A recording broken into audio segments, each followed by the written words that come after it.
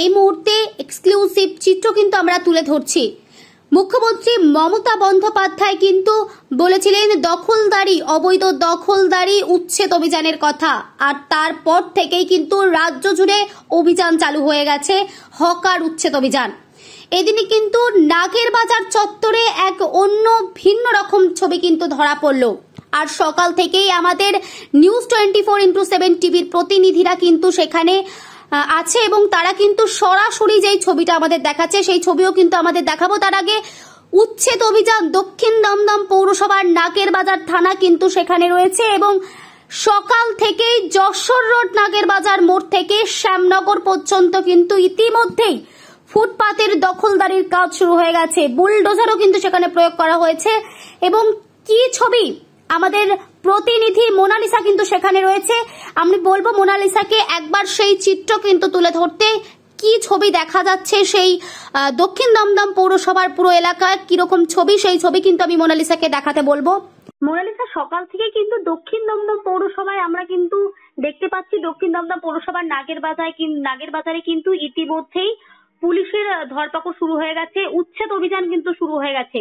জেলায় তো শুরু হয়েছে, আজকে সকাল থেকে কিন্তু নাগের বাজারেও সেই কিন্তু ছবি কিন্তু ধরা পড়ছে। কি বলছো তুমি সেই বিষয়ে? ঋতুশ্রী, তুমি ঠিকই বলছো।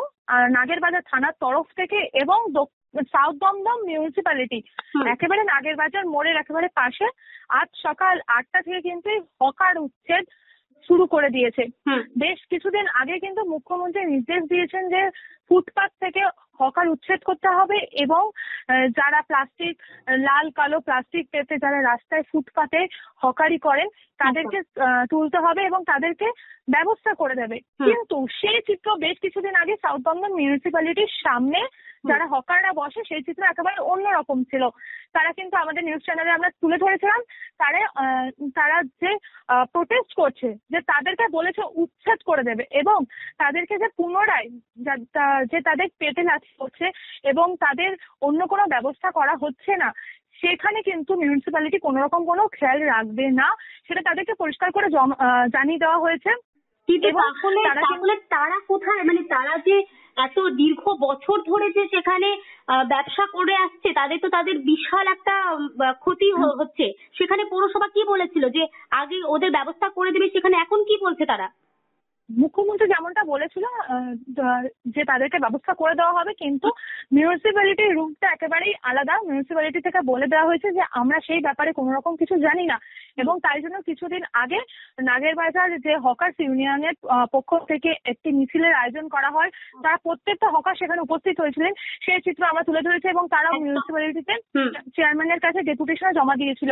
কিন্তু আজকে সকালবেলা 8টার সময় নাগের বাজার থানা অর্থাৎ কামারডাঙ্গা থানা এবং সাউথ দমদম মিউনিসিপ্যালিটির যৌথ উদ্যোগে সকালবেলা 8টা থেকে নাগের বাজার যশোর রোডের মোড় থেকে শ্যামনগর পর্যন্ত, অর্থাৎ যশোর রোডে যে শ্যামনগর, সেই শ্যামনগর পর্যন্ত ফুটপাত গুলোতে যত ভান্ডার দোকান তৈরি হয়েছে, এছাড়াও বাড়ি তৈরির যে সিন্ডিকেট পদার্থ রাস্তার পাশে আমরা দেখতে পাই, স্টোনশিপ থেকে বালি, সেই সমস্ত কিছু কিন্তু তুলে দেওয়া হয়েছে এবং দোকানগুলো ভেঙে দেওয়া হয়েছে বুলডোজারের মাধ্যম দিয়ে এবং যেসব স্থায়ী দোকানগুলো রাস্তার ওপরে এগিয়ে এসছে তাদের জিনিসপত্র নিয়ে, তাদের সেগুলো ভেঙে দেওয়া হয়েছে এবং বেআইনি ভাবে রাস্তার পাশে যে দোকানগুলো গড়ে উঠেছে ফুটপাত থেকে শুরু করে বা বিভিন্ন আমরা কিন্তু দেখতে পাচ্ছি চায়ের দোকান, ছোট ছোট বস্তির যে দোকানগুলো রয়েছে সেই দোকানগুলো কিন্তু বুলডোজার দিয়ে ভেঙে দেওয়া হচ্ছে।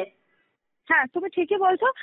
সেই সমস্ত চায়ের দোকান থেকে শুরু করে ফাস্টফুড সেন্টার, এমনকি বিভিন্ন ছোটখাটো লটারি সেন্টার, সমস্ত দোকান ভেঙে দেওয়া হয়েছে। দোকান থেকে শুরু করে সমস্ত। মোনালিসা, আবার কিন্তু আমরা দেখতে পাচ্ছি যে গাড়ির যেগুলো মানে পার্কিং এর যে জোন, সেইখানে কিন্তু গাড়ি রাখা হয়নি। পার্কিং জোন ছেড়ে কিন্তু রাস্তায় অনেক গাড়িও রাখা হয়েছিল, সেই গাড়িগুলোর কিন্তু নাম্বার প্লেটও নাকি নেওয়া কিন্তু হয়েছে।